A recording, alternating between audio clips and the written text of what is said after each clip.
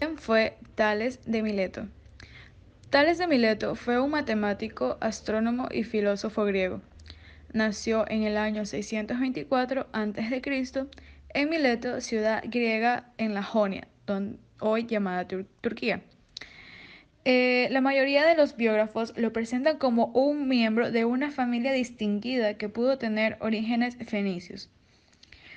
Estuvo relacionado con Anaximandro, su discípulo, y con Anaxímenes, discípulo de Anaximandro, denominándose a los tres como la escuela jónica o de Mileto. Es el primero de los 7 sabios de Grecia, reconocidos por su sabiduría práctica. Y en su tiempo se le reconocieron sus conocimientos de astronomía tras predecir el eclipse del Sol que ocurrió el 28 de mayo del año 585 a.C. Diógenes Laercio dijo que fue el primero que averiguó la carrera de un trópico a otro y el primero que, comparando la magnitud del Sol con la de la Luna, manifestó ser esta 700 veces menor que aquel, como escriben algunos, que fue el inventor de las estaciones del año y asignó a este 365 días.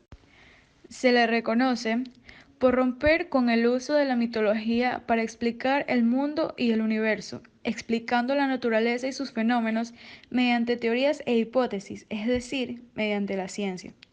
Fue el primero en usar el razonamiento deductivo aplicado a la geometría, como en el teorema de Tales.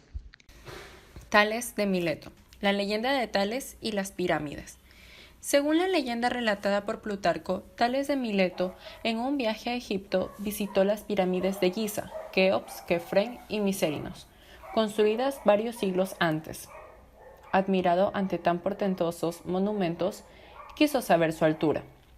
La leyenda dice que solucionó el problema aprovechando la semejanza de triángulos y bajo la suposición de que los rayos solares incidentes eran paralelos. Así estableció la relación de semejanza entre dos triángulos rectángulos.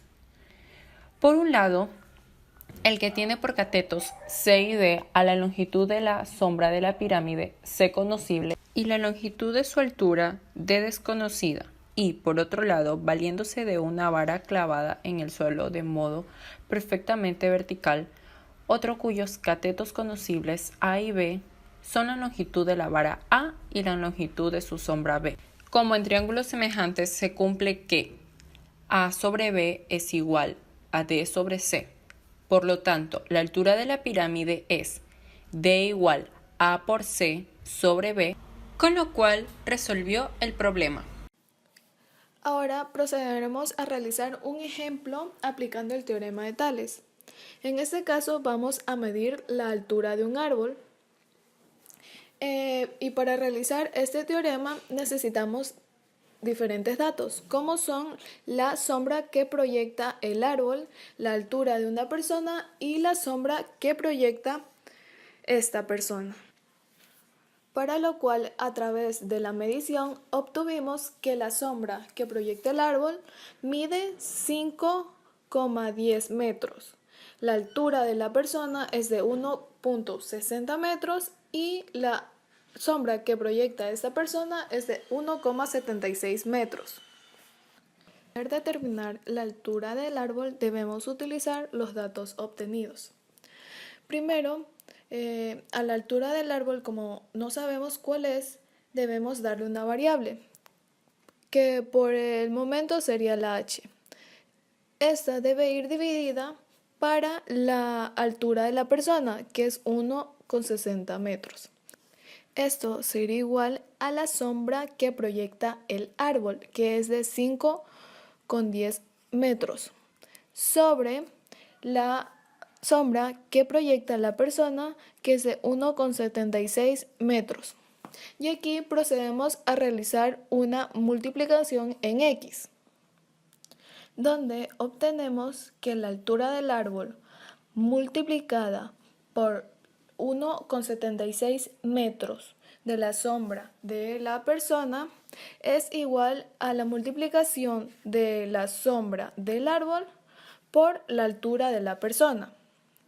Entonces, al despejar esta ecuación, obtenemos que la altura del árbol es igual a la multiplicación de la sombra del árbol por la altura de la persona sobre la sombra que proyecta el árbol.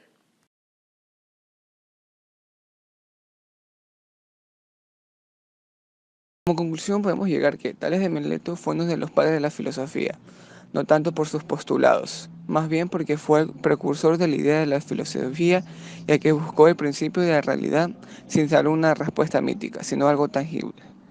También podemos decir que gracias a él podemos saber las alturas de algo sumamente grande sin estar midiendo poco a poco.